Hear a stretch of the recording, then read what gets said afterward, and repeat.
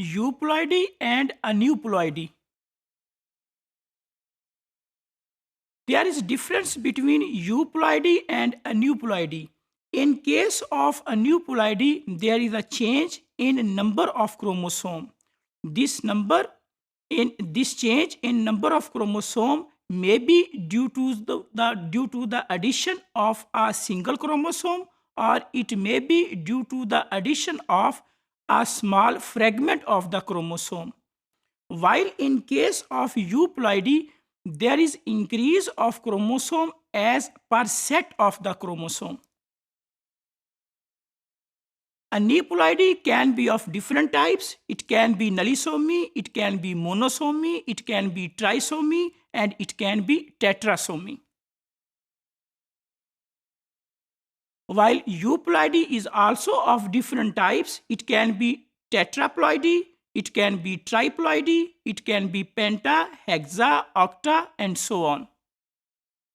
If we do the comparison between euploidy and aneuploidy, we see that there is a diploid organism that have 2 chromosomes per set, that is a normal diploid organism. In case of euploidy, that can be triploid or that can be tetraploid. In case of triploid, we see that there are 3 chromosomes per set instead of 2 chromosomes per set, because in the diploid organism there were 2 chromosomes per set. In case of triploid, which is a type of polyploid, there are 3 chromosomes per set. And in case of tetraploid, there will be 4 chromosomes per set. So these are the types of euploidy, where there is increase of one complete set of chromosomes. While on the other hand, if we see aneuploidy, aneuploidy can be trisomy, can be monosomy. Like in case of trisomy, we see that these chromosomes, they are in diploid form or they are in homologous form, while one of the set has one additional chromosome.